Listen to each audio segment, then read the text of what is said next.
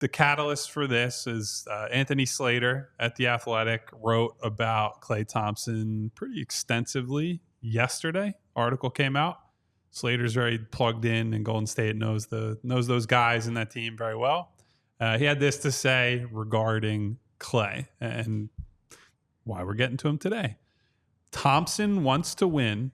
Don't expect him to chase the largest possible offer from the Detroit Pistons or Charlotte Hornets, even if that's the correct financial or leverage move. But there are plenty of cap space teams with a clearer upward path to contention than the Warriors. That includes the Oklahoma City Thunder, Philadelphia 76ers, and Orlando Magic. And so here's where I start off with Klay. We've talked a lot about Paul George is probably the biggest and at this point maybe most realistic free agent target they can get.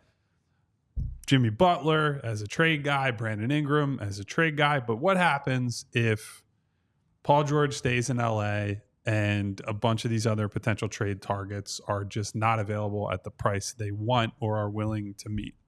Well, then we get into, let's call it the role players route. And you have to spend that cap space in some form or fashion.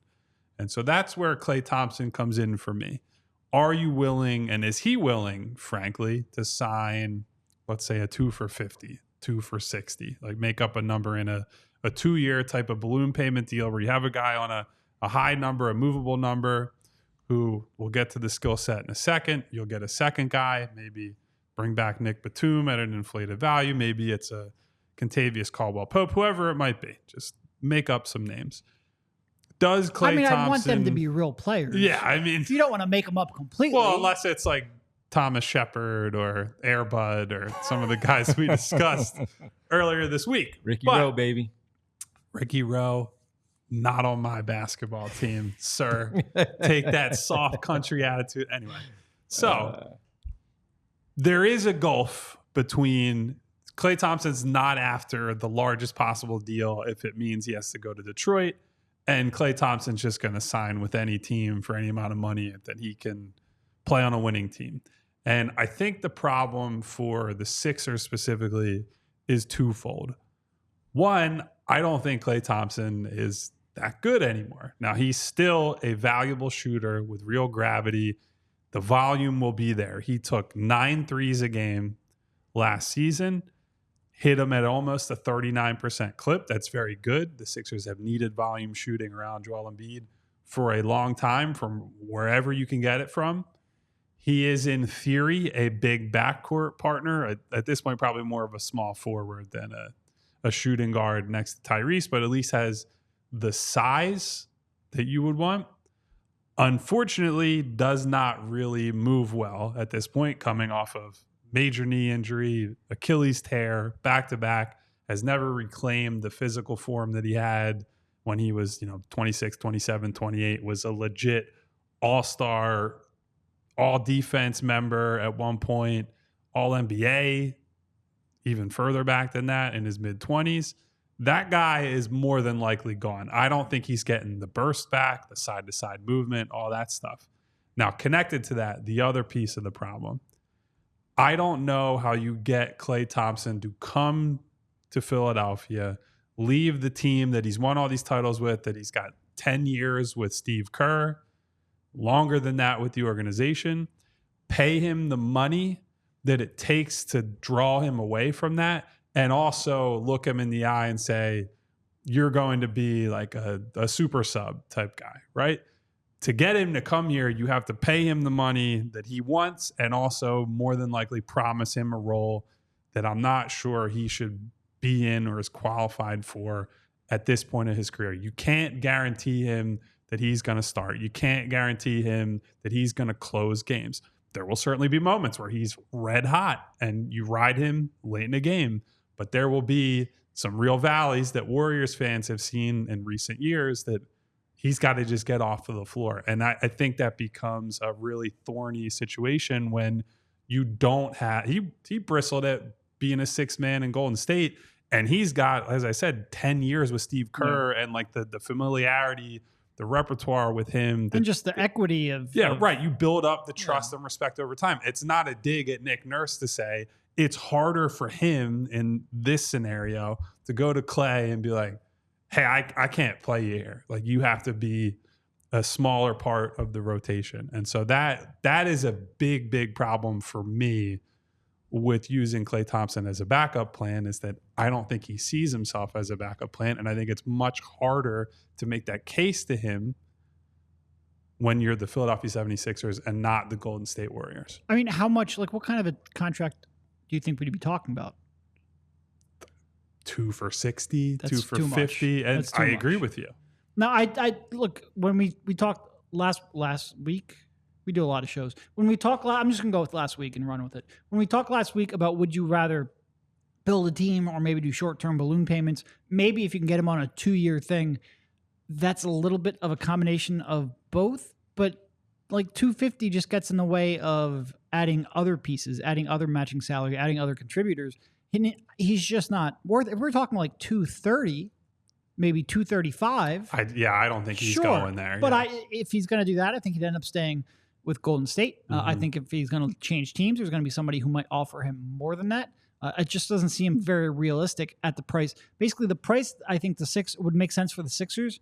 I don't think it's going to be enough to get him, and I don't think it would be something he would be interested in. To your point, his off-ball shooting would certainly be valuable, and you could certainly find a role for him, and there'd be games where he would come in and close, but his defense has taken such a step back. His self-creation has taken such a step back that I just don't think you can rely on him to be that kind of a in your top 5 every single night, and he's going to cost like somebody who should be in your top 5 every single night. I agree, but go to the other side just briefly, like I always like to do, play a little devil's advocate. At what point do we look at some of these players, though, and while he is no longer that guy that we talk about for the Hall of Fame, the championships, the guy who was one of the greatest players of all time in the Golden State Warriors uniform and one of the best shooters of all time, where you look at that skill set and say, you know what, we need to pay for what he provides in terms of that. Because if we can fill out the roster in the other ways, that we do look at it, and maybe not going as high as you just mentioned with the 50 and going and that type of range with the yearly salary, but looking at the 2 for, let's say, 40 or 2 for 45, and it's just under the number that you're uncomfortable paying for, because he still does shoot the basketball close to 40%. And Kyle and I were looking at the numbers before the show. He still puts up 9 threes a game. It's the stuff surprisingly that you like. good. Like, it's not like mid 40s, prime Klay good, but it's good for an NBA player. And right. Quite frankly, watching him, I don't remember all of those makes. He's a little bit like Buddy, where like you're sitting there and like, man, he misses a lot of shots. He doesn't take enough. And you look down and it's pretty much right at his career average. Klay's percentages are still good. It's just not exceptional like it used to be. And there's so many defensive limitations that come with it now. And so many, like I said, one-on-one shot creation limitations that come with it, didn't come with it earlier on in his career. Yeah, but if we're looking at Morey and looking at he and Elton Brand, what they're doing in the front office, if the plan is they have a plan and he is part of the plan, there are other things to alleviate some of those issues that we're talking about that are there for the things that he doesn't do, that maybe another player that they're able to bring in and fit under the cap, the numbers the way you explain it, that do those things also that allow him to be on the floor and still be valuable. Yeah, the thing is, at like a 2, let's say 45 kind of contract, you're still like, you would have maybe 40 million, depending on what they do with someone like Paul Reed and the first round pick and yada yada. You would have maybe 30 to 40 million in cap space left. That's going to get you another guy like Klay Thompson, which you don't really know what you can depend on. Sure. It would depend a little bit on like that second player. How does that skill set fit in? Because I do think you would need some shot creation to go alongside Embiid and Maxey if Klay's going to be one of those other options, and you're going to need a real good, versatile defender, because Klay and Tyrese, I think, is going to be real. They're going to struggle a lot on that end of the court, so you're going to need somebody to slot in between them. It would be tough. I would be surprised. Let's put it this way: if you get to the point where this is what we're debating, then things have gone wrong in free agency pretty epically. Mm-hmm. And I would I don't know who the player is. I would rather take a swing on just somebody younger and just say, you're going to be able to approximate most of Klay's shooting, but we believe in you more as a defender. I do think too, we're talking about the number on the back of the baseball card, as JJ Redick used to say, talking about his shooting. I think there is a meaningful difference. We see the athleticism and the problems show up on defense. I also don't think you see the same amount of he's coming around the screen and like the movement shooting is not as dangerous. He's a lot more standstill than he used to be. And look, standstill shooting on a team with Joel Embiid as the hub of the offense has a ton of value. I think you have him in the weak side corner on the opposite wing, ready to go, or even as the entry passer, one guy away from Joel Embiid for the immediate kick out, has the gravity that he's sucking guys away from Joel and giving him space in the middle of the floor. Or if he gets doubled, that's a quick, I'm just putting the shot up. We've seen Maxey in that role and succeed quite a bit, obviously with a lot more off the dribble juice. There is certainly a case that there's a lot of offensive value he can provide even without much ability to put it on the floor and even with the diminished movement shooting. I don't think it's at the number that is going to prompt him to leave Golden State. And that's sort of the thing, right? There are certainly numbers that we can talk about, and Derek bringing up that, at 2 for 30 or whatever it might be. Certainly I would have interest in Klay Thompson at that number.